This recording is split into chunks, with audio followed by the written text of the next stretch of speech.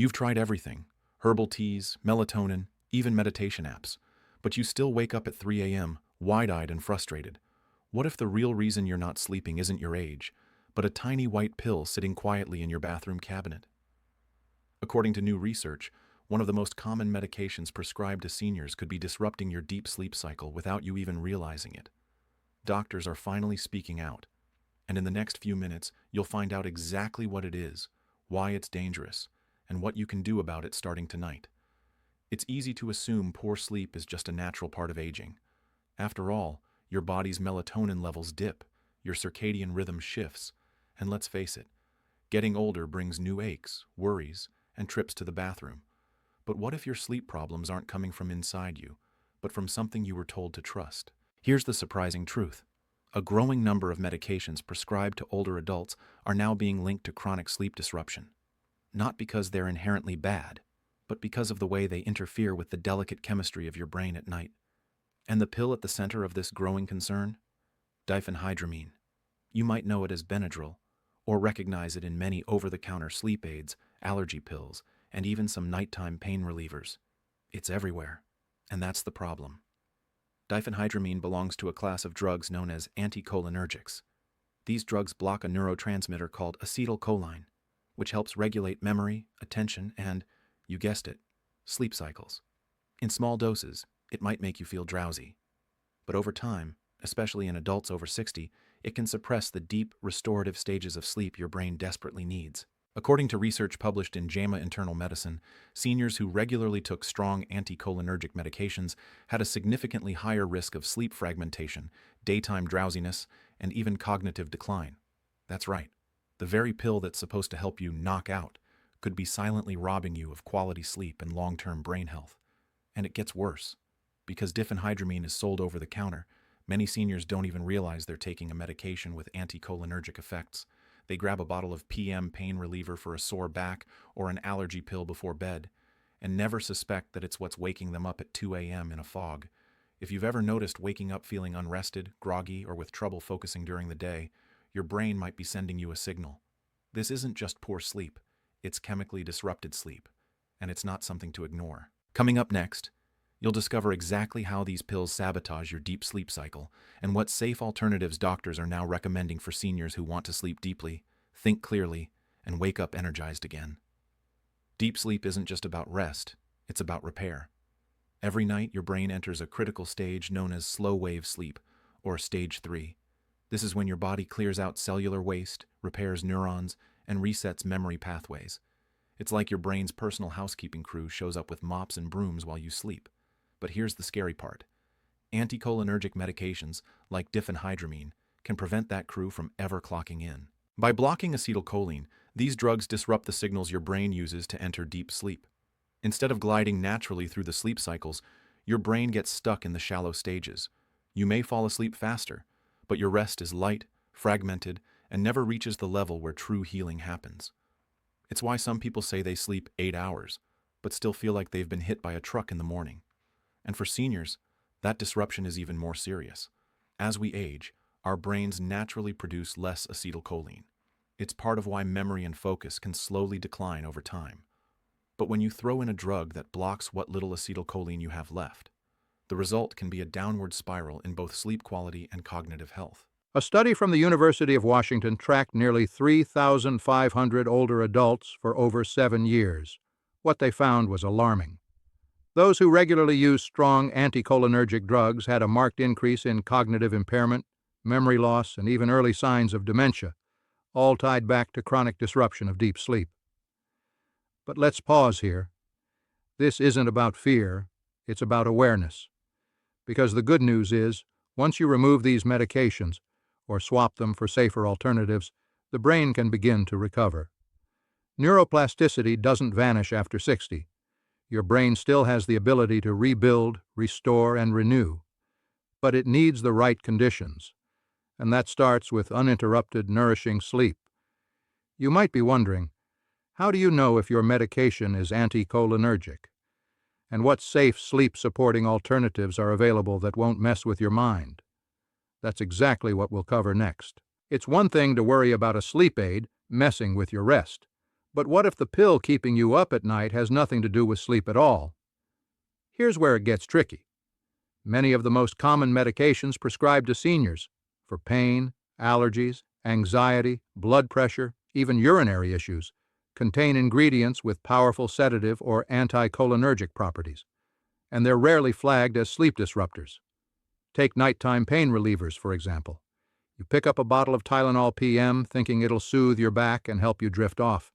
But what's actually inside is acetaminophen mixed with, you guessed it, diphenhydramine, that same anticholinergic that fragments your sleep, dulls memory, and increases brain fog. What about allergy meds? Benadryl is often a go-to, especially during seasonal changes. But its brain-slowing effects can linger long after the drowsiness fades. Studies show it can remain active in your system for up to 12 hours, quietly blocking your ability to enter deep sleep even if you feel tired. And here's one most seniors never expect: bladder control pills.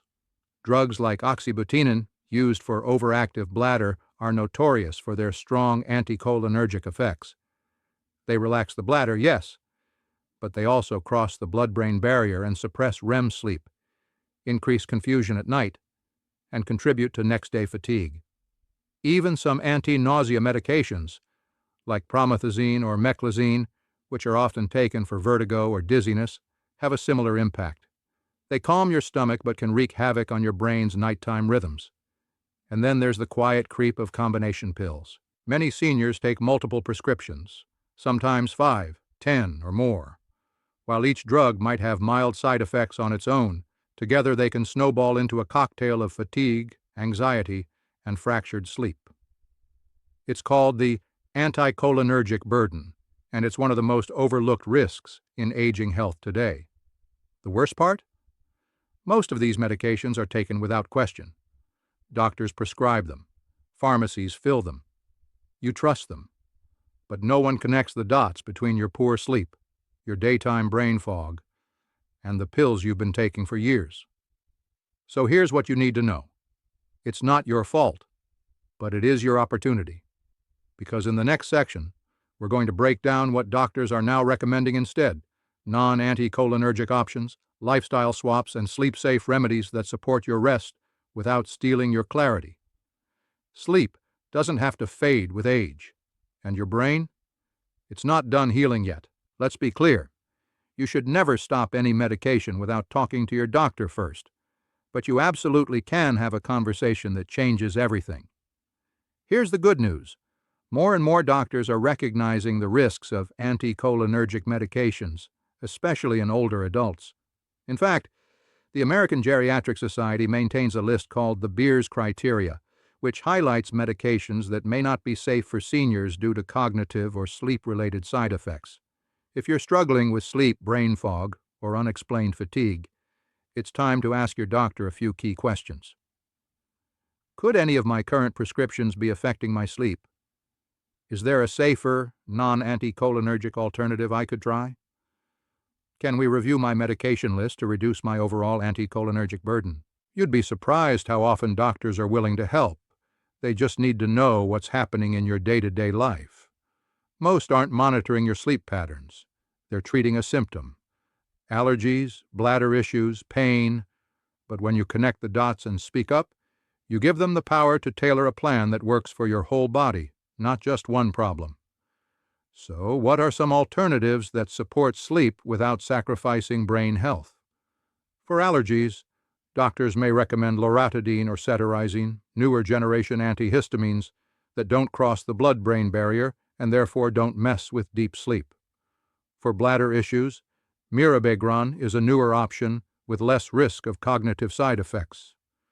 For pain, especially at night, some doctors suggest topical creams, guided movement therapy, or non-sedating analgesics that won't suppress your REM cycles. And when it comes to actually sleeping better, many doctors now lean toward melatonin microdoses, 0.3 to 1 milligram, magnesium glycinate, or gentle herbal support like lemon balm, passion flower, or valerian root, used with care and consistency.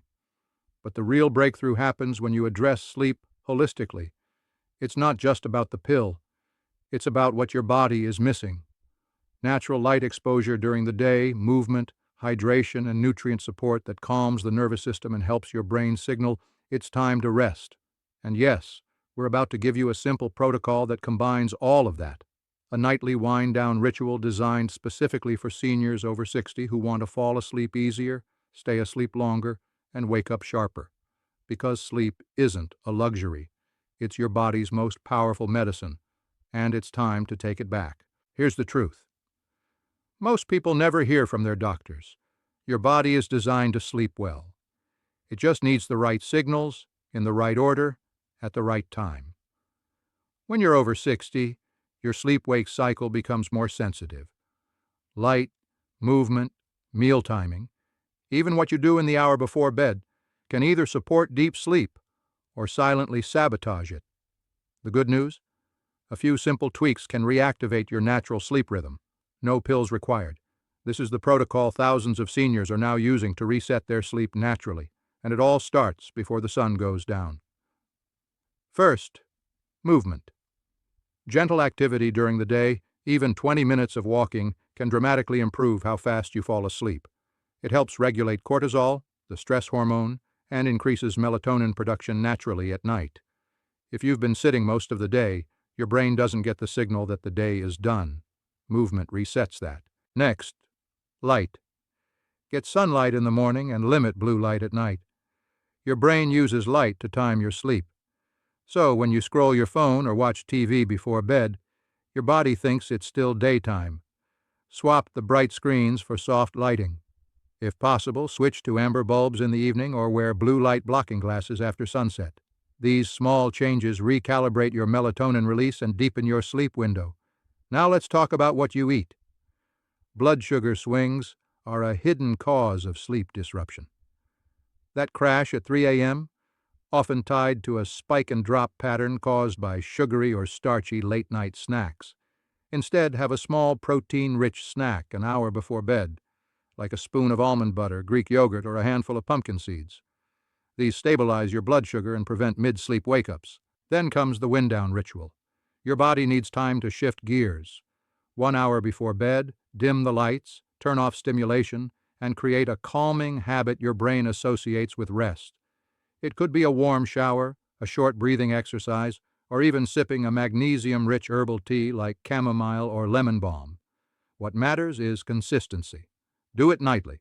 No exceptions. And here's the overlooked game changer: temperature.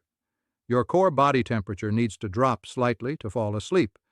That means a cooler bedroom, around 65 degrees Fahrenheit, can dramatically improve your ability to fall into deep sleep faster and stay there longer. Seniors who sleep in cooler rooms report better REM cycles and fewer middle-of-the-night awakenings. One final step: gratitude. Before you lie down, list 3 things you're thankful for, either in your head or on paper. It may sound simple, but this practice calms the nervous system, lowers stress hormones, and creates a peaceful transition into sleep. None of this requires a prescription, just rhythm, intention, and respect for how your body wants to heal. Coming up next, we'll reveal the real-life story of one senior who followed this exact protocol, reduced her medications, and regained the deep restorative sleep she thought she'd lost forever. Meet Helen. She's 72, retired teacher, grandmother of 4. She loved crossword puzzles, volunteering at the library, and walking her dog every morning. But for the past 2 years, sleep had become her greatest struggle. She'd fall asleep by 10, only to wake up at 2 a.m. Heart racing, mind foggy, sometimes unable to fall back asleep until sunrise. By morning, she felt groggy, forgetful, and emotionally drained. Her doctor said it was just part of aging, so she accepted it, tried melatonin, then switched to an over-the-counter sleep aid that seemed to work at first. But weeks later, she noticed she couldn't focus like before. Words didn't come as easily. She started missing appointments. Her energy dipped, and so did her confidence. The worst part? She felt like her independence was slipping, and no one could explain why. Then one day, her granddaughter asked her a simple question. "Grandma, why do you take a sleeping pill that makes you feel worse?" It stopped her cold. Helen went online, researched every ingredient on her pill bottle. That's when she found out about diphenhydramine and how it can block deep sleep, suppress REM cycles, and increase cognitive decline in seniors. She spoke to her doctor the next day. Together they reviewed her medications, cut out the anticholinergics, and replaced them with safer options. But Helen didn't stop there. She committed to resetting her sleep using the exact protocol you just heard. She started walking in the mornings again, ate her last meal 2 hours before bed, swapped screen time for soft music and dim lights. She drank a calming tea before bed, journaled for 5 minutes, and kept her room cool and quiet. By week 2, she was waking up just once a night and falling back asleep quickly. By week 3, her energy came back, her memory sharpened, her mood lifted. Her daughter even said, "You sound like yourself again." And by week 4, Helen said something powerful. "I'm not tired of being old anymore. I'm just alive again." That's the magic of real sleep. Not just more hours in bed, but deeper rest, better mornings, and sharper days. It didn't require a new supplement. Just awareness, support, and a return to what her body was always meant to do. Heal in its sleep. And now, it's your turn. Tonight could be the night everything starts to change. Not with a prescription, not with another pill that promises rest and delivers fog, but with one decision: to take back control of your sleep, your brain, and your energy. Here's the challenge. For the next 24 hours, follow just 3 steps. First, check your medications. Look at every bottle, prescription and over-the-counter. Do any include diphenhydramine, promethazine, or oxybutynin? If they do, write them down. Don't panic. Just be aware. Because awareness is your first line of defense. Second, set up your evening. Tonight, no screens 1 hour before bed. No late-night snacks loaded with sugar. Instead, drink a warm herbal tea. Dim the lights. Take a short walk. Tell your brain, gently, it's time to rest. And third, believe that it's possible. Because the biggest block to healing after 60 isn't age, it's habit. But habits can change, and when they do, everything else follows. Clearer mornings, calmer days, a mind that feels like it used to. You've seen the research, you've heard the story, you know the signs. Now the only question is, what will you do tonight that your future self will thank you for tomorrow? We'll be watching the comments. Tell us the first thing you're changing, whether it's checking your meds, walking after dinner, or swapping your bedtime routine. We're replying to every single message, and if you want more empowering health videos like this, packed with science, practical solutions, and real hope for seniors, hit that subscribe button now, because sleep is just the beginning.